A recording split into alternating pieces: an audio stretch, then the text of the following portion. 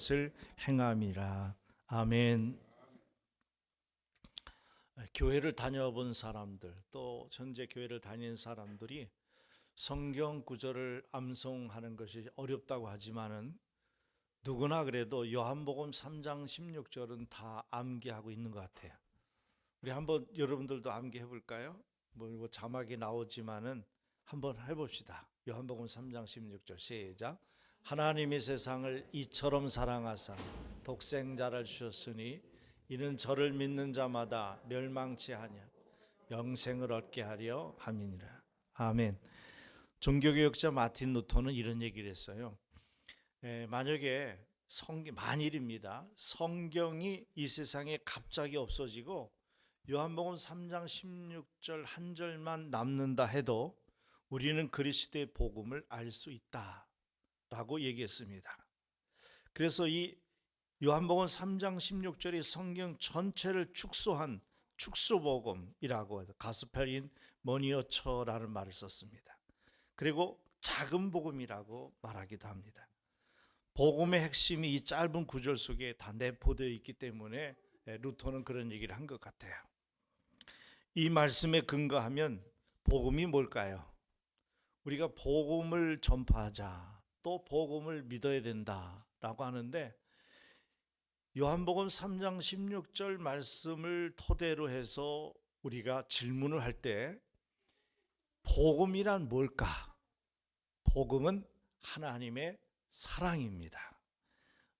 어떤 하나님의 사랑이냐 그러면 사랑의 내용이 뭐냐? 복음은 하나님의 사랑인데 그 하나님의 사랑이 뭐냐라고 또 다시 이어서 질문한다면 하나님의 사랑은 하나밖에 없는 독생자를 이 세상에 보내셔서 하나님이 사랑하는 자가 누구예요? 세상을 이처럼 사랑하사 하나님이 사랑하는 자, 저와 여러분을 위해서 자기의 죄값을 생명을 바치면서까지 우리를 사랑해 준 게 이게 하나님의 사랑입니다. 그리고 누구든지 그 독생자의 대속의 행위, 즉 십자가의 죽음으로 모든 죄값을 치르게 하신 하나님의 사랑을 우리가 깨닫고 믿는 자들에게는 멸망하지 않고 영생을 얻게 하는 사랑입니다. 이것을 전문적인 용어로 구원이라고 해요. 구원? 우리를 구원을 받는다. 예수 왜 믿어요? 구원받기 위해서. salvation이라는 말을 쓰는데 구원받기 위해서 우리가 예수를 믿죠. 이 구원을 영생을 얻을 수 있다라는, 그러니까 복음이란 구원받아 영생에 이르게 하는 소식, 영생을 얻는 구원의 소식, 이것을 우리가 구원이라 이렇게 얘기합니다. 하나님이 이 세상을 모든 만물을 지극히 사랑하셨어요.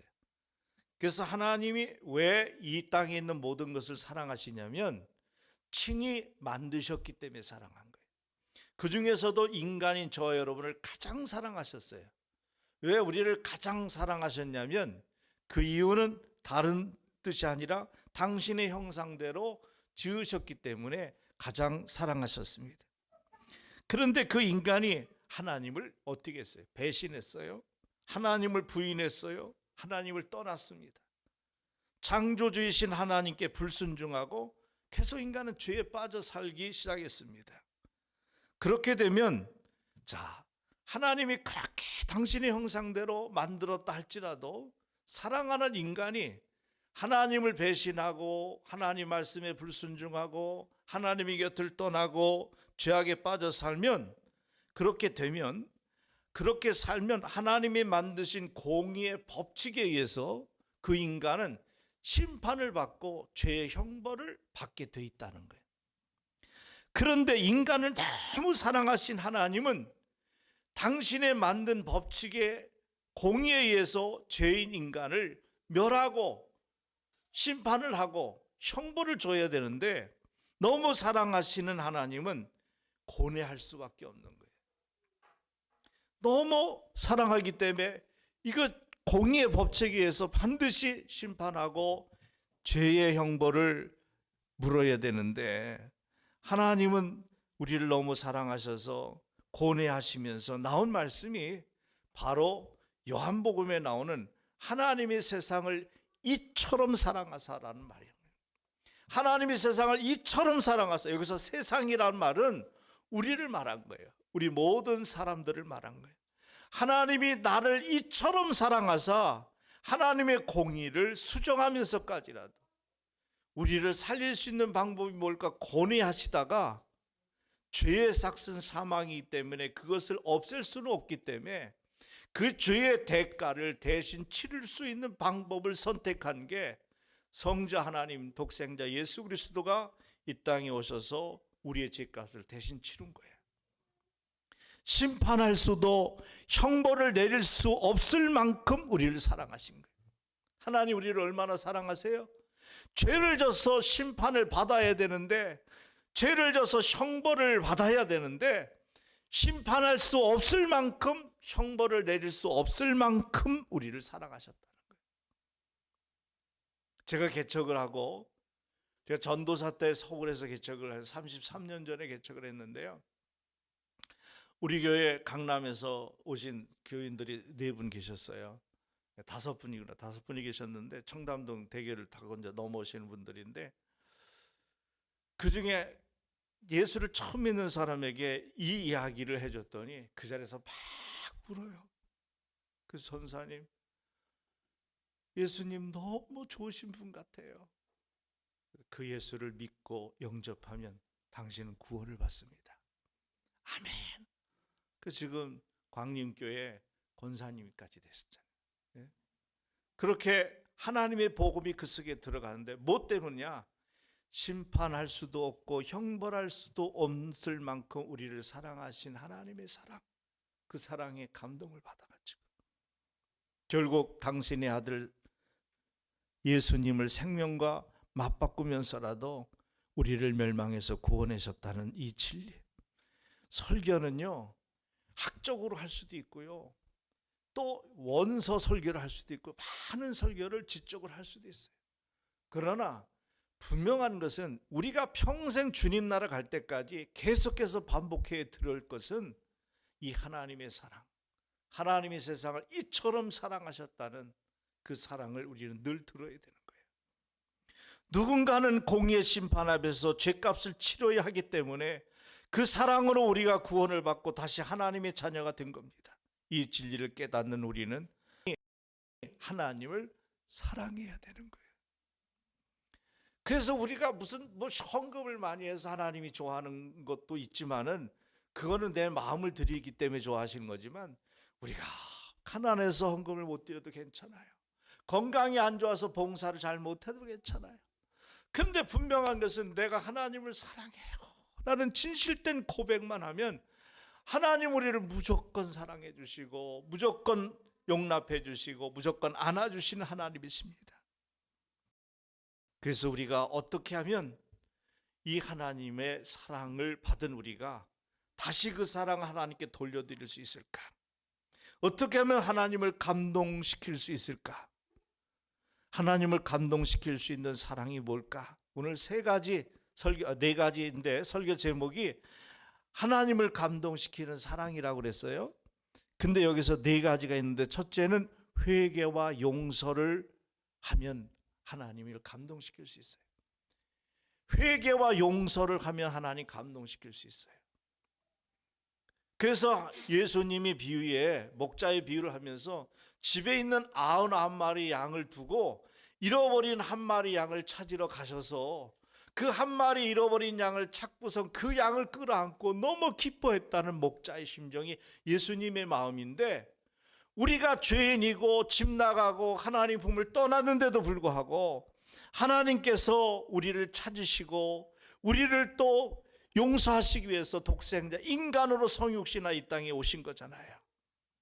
그 주님을 내가 영접하고 회개하고 주님께 용서를 구하면 하나님은 우리를 끌어안고 온 천하를 얻은 것보다 더 기뻐하신다는 거예요. 그래서 내가 회개하면은 하나님은 그렇게 기뻐하세요. 죄를 졌으면 죄의 값을 받아야 되는데 너 왜 그 죄 졌어? 너 그러니까 왜 그렇게 살을 안 했어? 참 붙지도 않으셔. 아버지 잘못했어요. 내가 죄인입니다라고 회개만 하면 하나님은 그렇게 기뻐하세요. 아니, 당연한 건데도, 당연한 것을 했는데도 그 행위 때문에 하나님 그렇게 기뻐하세요. 둘째는 믿음과 신뢰의 사랑입니다. 주님을 믿고 신뢰할 때 하나님 기뻐하고, 세 번째는 우리가 순종하는 사랑, 네 번째는 자기를 회색하는 사랑. 그럼 이 회개와 용서의 사랑, 믿음과 신뢰의 사랑, 순종과 사랑의 사랑, 자기 희생의 사랑, 이 네 가지가 한마디로 말하면 십자가의 내용이에요. 십자가 위에서 보여주신 주님의 사랑입니다. 이 네 가지 사랑을 행하면 하나님은 감동하세요. 솔직히 교회 부흥시켜줘요. 저도 뭐 교회를 세 번째 여기 세웠지만은 세 번째 세울 때 제일 부흥이 안 돼요 지금. 제가 전도사 때 교회를 세워가지고 2달 만에 40명이 됐으니까, 그러니까 얼마나 부흥됐어요. 교회가 좁아가지고 배로 늘리고 확장하고 분당까지 왔어요. 그리고 여기 와서 분당에서 목회를 하다가 14년 목회하다가 광주라는 이곳에, 나는 우리 이종구 집사님, 김원선 집사님 내가 여기 살아서 집사님네 때문에 가끔 와본 적은 있어도 광주를 잘 몰랐어요. 그런데 여기서 내가 목회할 줄이야. 그래서 여기서 교회를 다시 세웠잖아요. 그런데 하나님의 뜻이 어디든지 난 모르겠어요. 부흥은 안 돼. 시대적으로 부흥이 안 되는 시대고 코로나도 있지만 그건 핑계예요. 왜 교회가 부흥이 되느냐 안 되느냐라는 것을 논할 필요가 없어. 부흥은 하나님이 시키는 거야. 10명 보내주면 10명 데리고 그리스도의 제자를 삼고 그들을 천국으로 잘 이끌어가는 목자가 되면 된 거야.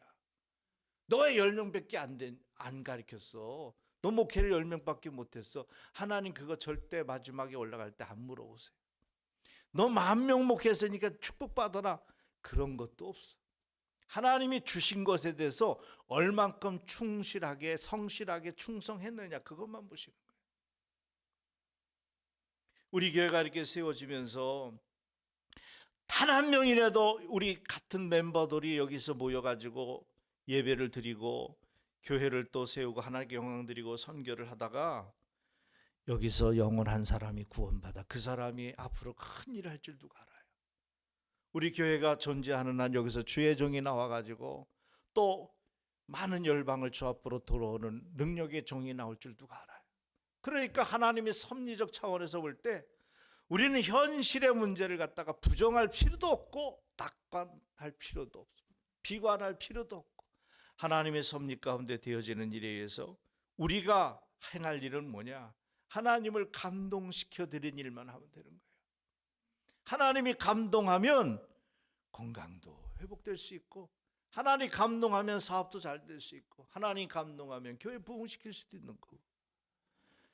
그래서 우리의 제일 중요한 것은 인간의 보는 숫자 싸움 하지 마시고, 내가 연봉이 얼마다, 집 평수가 얼마다 이런 거 갖고 계산하며 내 인생을 평가하지 말고, 내 삶 속에서 이렇게까지 사랑하신 하나님을 어떻게 감동시켜 드릴까? 이게 우리의 삶의 목표가 되어야 되는 거예요. 그래서 소요리 문답 1번, 우리가 2년 반 동안 오후 예배 때에 2년 반 동안 소요리 문답을 다 배웠잖아요. 1번이 뭐예요? 인간이 제일 되는 목적이 뭐냐? 답은 하나님을 영원롭게 하고 그를 영원토록 즐거워하는 것이다. 사도 요한은 오늘 본문에서 이렇게 말합니다. 그러면서 이 사랑을 얘기하면서 요한일서 1장 3절 18절 3장 18절 오늘 본문에 이렇게 얘기하죠. 다시 한번 읽어봐요. 자녀들아, 시작. 자녀들아, 우리가 말과 혀로만 사랑하지 말고 행함과 진실함으로 하자.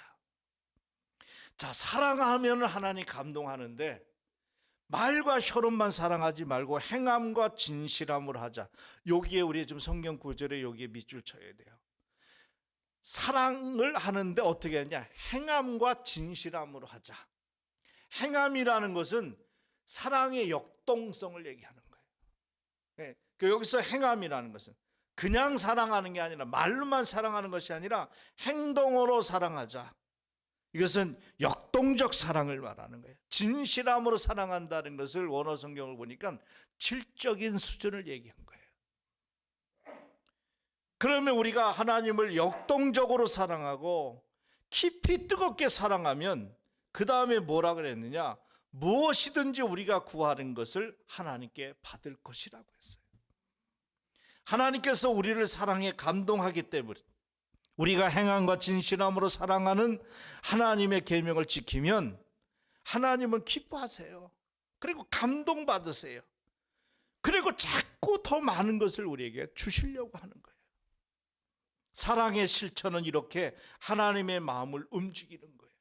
자, 22절, 23절, 오늘 22절까지인데 23절까지 읽어봅니다. 22절, 무엇이든지 시작. 무엇이든지 구하는 바를 그에게 받나. 여기서 그에게는 누구예요? 하나님께. 내가 뭐든지 기도하면 하나님께로부터 받나니. 이는이라는 것은 뭐냐면 내가 무엇이든지 하나님께 구하면 하나님이 우리에게 주는데, 그러는 이유는 왜 주느냐? 그 다음 말씀. 이는 시작. 이는 우리가 그의 뭐를 지키고 계명을 지키고 그 앞에서 기뻐하시는 것을 행함이니라. 그의 계명은 이것이니 곧 그 아들 예수 그리스도를 믿고 그가 우리에게 주신 계명대로 뭐 하는 거다? 서로 사랑하는 것이니라. 할렐루야. 서로 사랑하는 것이니라. 십자가의 사랑으로 구원받았으니 그 십자가의 사랑을 행하는 진실함으로 하나님을 감동시키는 저 여러분들 되시기를 축원합니다. 그러기 위해서 구체적으로 네 가지를 좀 말씀을 더 드릴게요. 첫 번째, 그러기 위해서는 먼저 회개와 용서가 있어야 합니다. 나를 사랑하신 하나님 앞에서 먼저 회개하는 것이 그분을 사랑하는 거예요. 그래서 내가 하나님 사랑하라는데 하나님 사랑 어떻게 하는 거예요? 하나님 어떻게 사랑해? 하나님 사랑해요. 그렇게 얘기했죠. 그랬더니 성경에서 사도 요한은 뭐래요? 말과 혀로만 하지 말고 행함과 진실함으로 하라. 그렇게 얘기를 하세요. 그렇게 행함과 진실함으로 하면 무엇이든지 하나님께 구하면 하나님이 너희 구하는 것을 주신다. 근데 그것이 뭐냐? 그리스도를 믿는 것이고 서로 사랑하는 거야 라고 얘기해 주셨어요.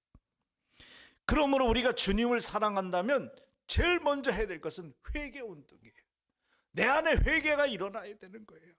그리고 주님이 그러셨듯이 사랑할 수 없는 불가능한 것을 사랑하는 것이 용서예요.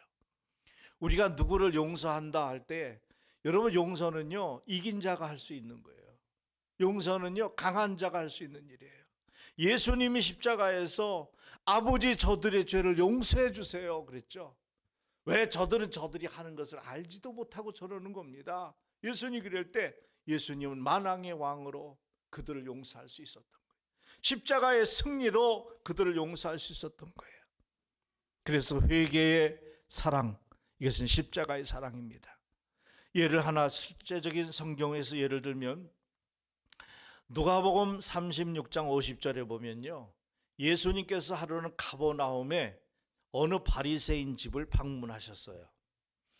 그런데 그때의 동네에 예수님이 가버나움의 동네에 바리새인 집에 방문했다는 소리를 듣고, 그 소식을 듣고 어떤 한 여인이, 죄 많은 여인이라고 나와요. 죄 많은 여인이 예수님께 찾아왔어. 그 집에 찾아와서 예수님 앞에 나와 엎드려 눈물을 흘리는데 눈물이 예수님의 발을 적셨어.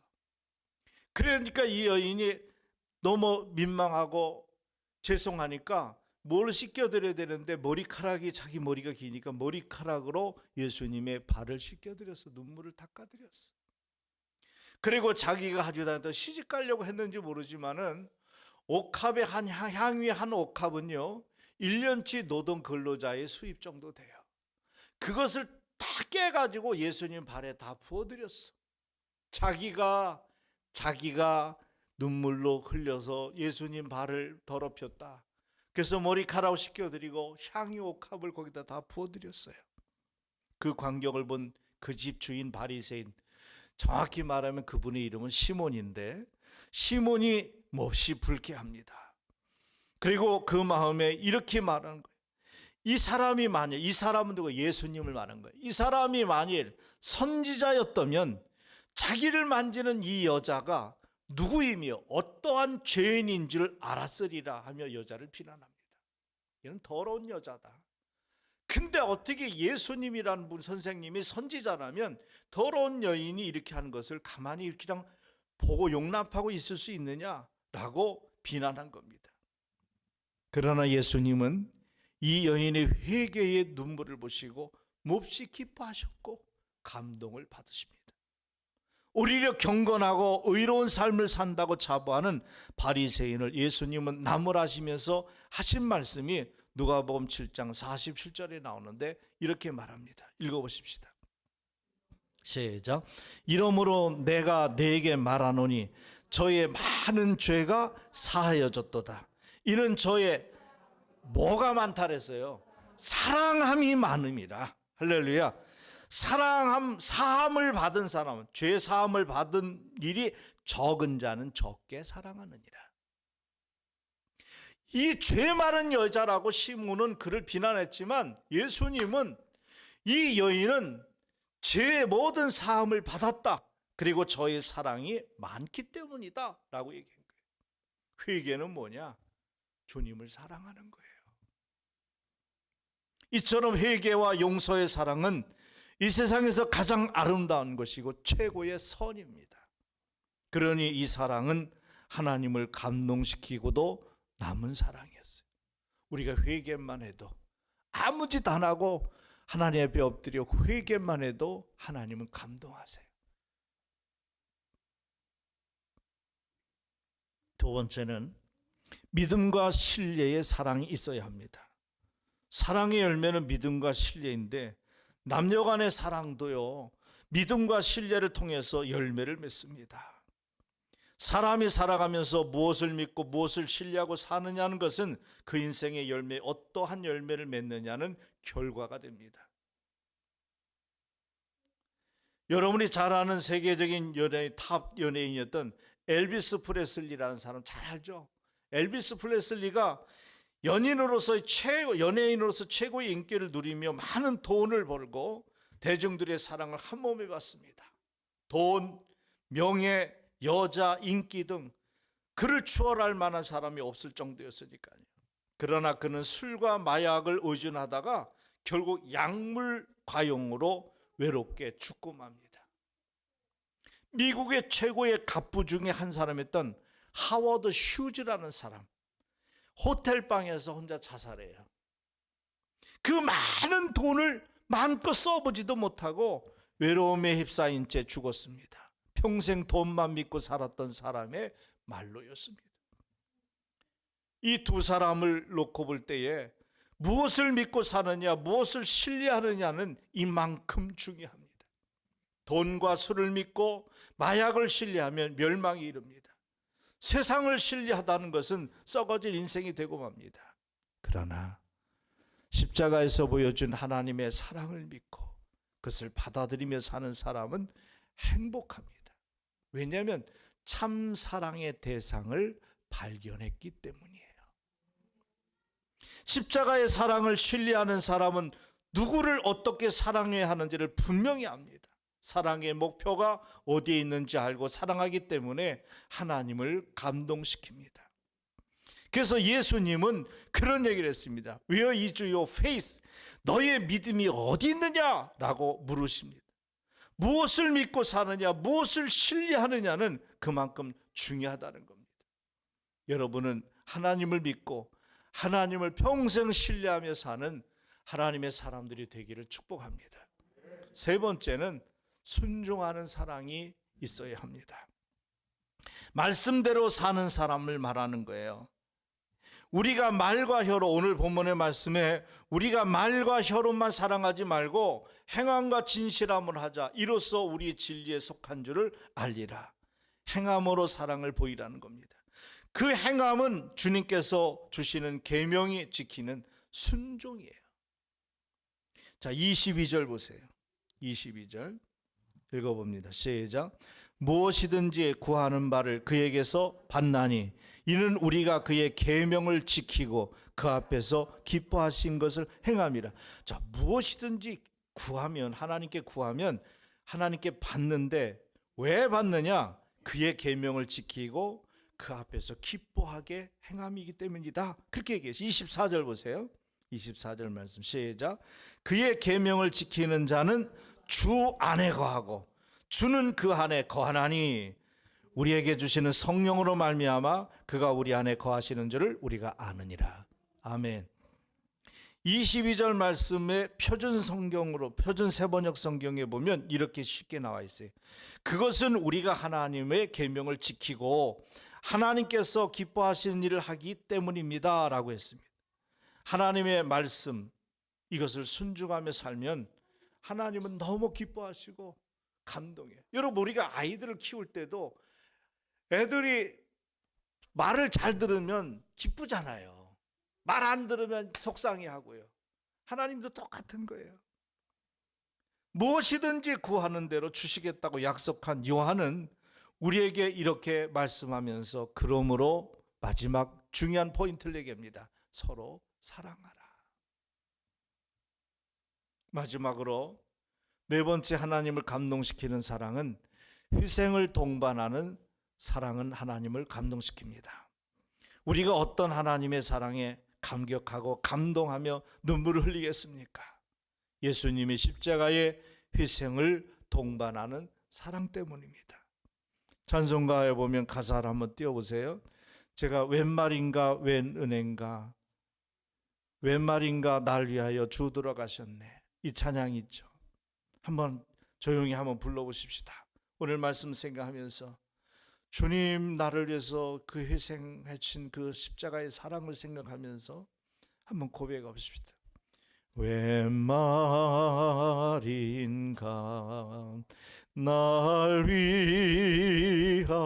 위하여 주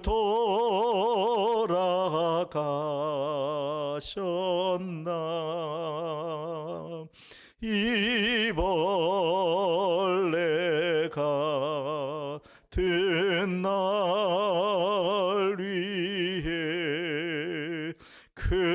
은혜 받으셨나 내 지은 죄 내 지은 죄 다 지시고 못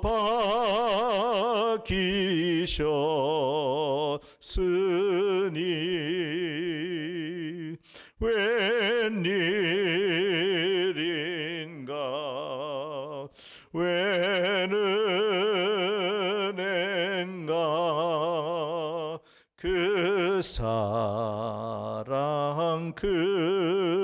크셔라 늘 울어도 늘 울어도 눈물로써 못 갚을 줄 알아 몸밖에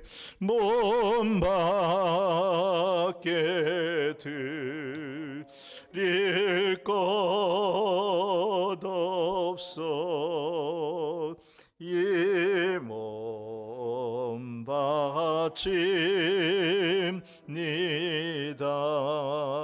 바칩니다. 그렇습니다.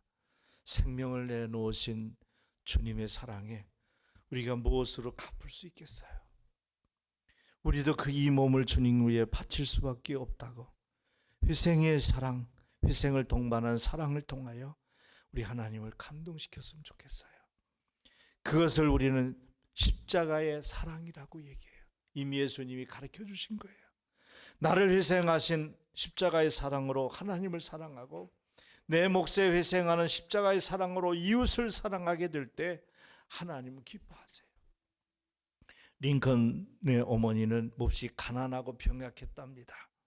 공부도 하지 못했고 천민 출신이어서 사회활동도 제대로 못했어요. 남편이 일찍 죽었어요. 어린아이 링컨을 거느리면서 아주 가난하게 살았어요. 그러나 그녀는 자식들에게 희생적인 사랑을 보여줬는데 하나님을 사랑하고 교회를 사랑하고 자식을 사랑했어요. 그것을 전적으로 희생적으로 보여줄 때 링컨은 어머니의 그 사랑 때문에 역사를 움직이는 인물이 될 수 있었던 거예요.